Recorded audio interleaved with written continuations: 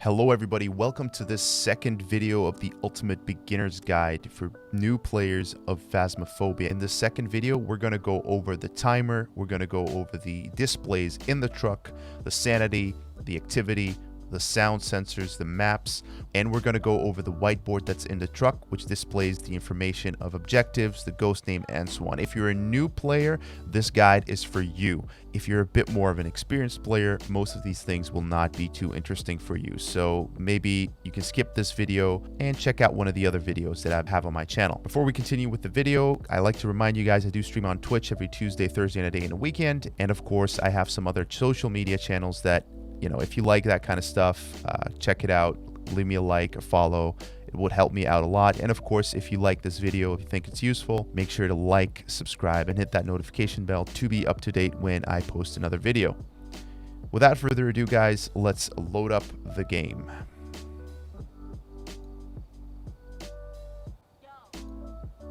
When you load up, pay attention now.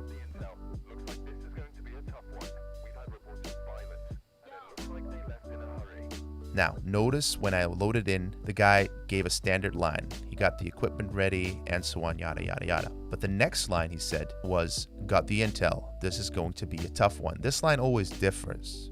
It gives you some insight into the type of, not the type of ghost, but the type of behavior of the ghost. So apparently this is going to be an active or aggressive ghost because it says there were signs of violence.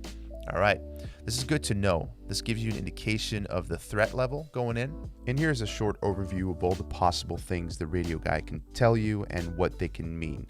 So as you can see, you have aggressive, unfriendly, friendly, or no hint, no information. So keep that in mind. Up above the computer, you'll see the timer.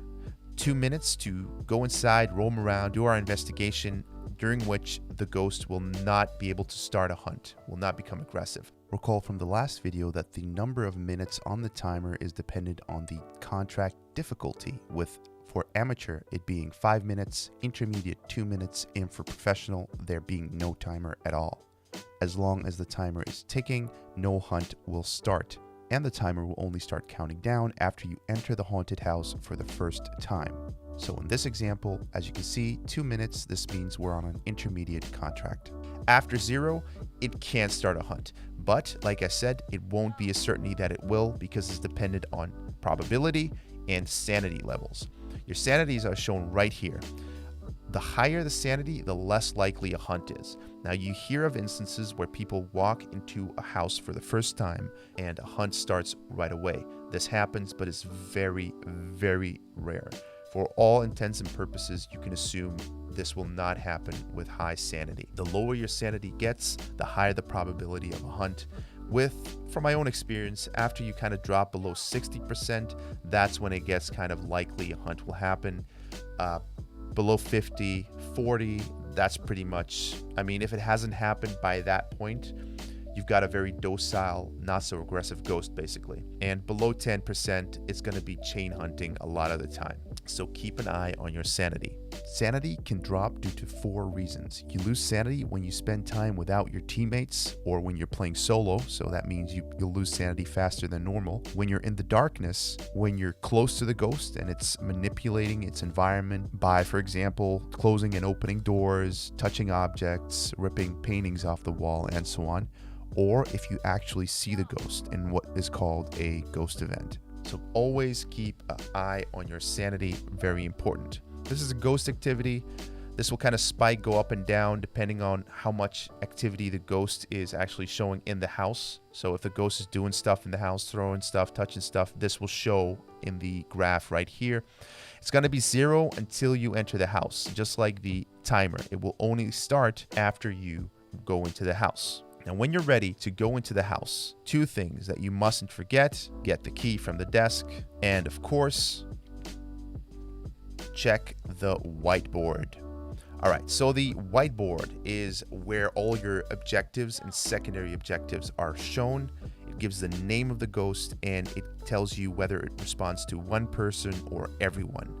When you're playing solo, whether it responds to one person alone or everyone isn't really relevant because you're alone, and an everyone ghost responds to anybody and everybody anyway. So the first objective is always going to be the same: discover what type of ghost it is. The second, third, and fourth objectives are going to differ, and they're kind of random. Notice that some of these objectives you won't be able to do right off the bat when you start Phasmophobia for the first time, because sometimes they require items that you have not yet been able to buy, such as smudge sticks, thermometers, or some type of sensor. But that's fine, you'll be able to buy those items in really short time playing this game. The ghost's name is also a very useful tool that you can use. Just be mindful of it, because if you use the ghost's name in full, it will make it more active and more aggressive. It can anger the ghost, as the game says. Sometimes you want to do that to make sure that ghost becomes active so that you can actually take a picture of it or get some sort of evidence that you need. But make sure to do this with high sanity, for example, or just be aware of the fact that sometimes this can trigger the ghost to hunt. Be ready to run in that case. Up here, you'll see a map of the house. The green little line is the front door. That's the stairs, obviously. And that's the whole kind of construction of the house. When you press the left button here, it will switch to a different floor. This is the top floor. And this is the basement. This little symbol, that's the breaker. Every map has a different number of maximum lights you can turn on before the breaker turns off all the lights, and you have to go to the breaker physically and turn it back on. Ghosts can also turn off the breaker. So in some instances, if it's a ghost that likes touching electricity or doesn't like the light or is just generally more active than others, it can turn off the breaker to turn off all the lights in the house. It's good to know where the breaker is before you leave the truck. This screen shows the sound sensors that you have installed in the house.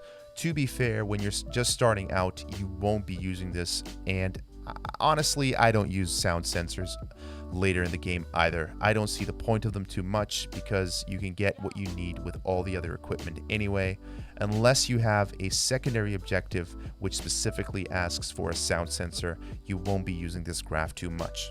Alright guys, that's it for this video. I hope this video has given you a lot of useful information for setting up your first hunt and what you need to do and what you need to check before going into your investigation for the first time. Next video, we'll cover the items and we'll talk about the nuances, the evidences, and so on.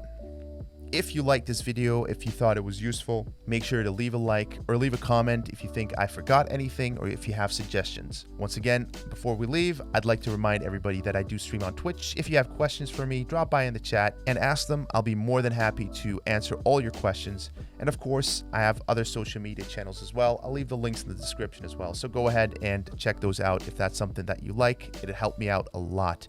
Make sure to subscribe to this video and hit that notification bell as well to be notified when my next guide goes up.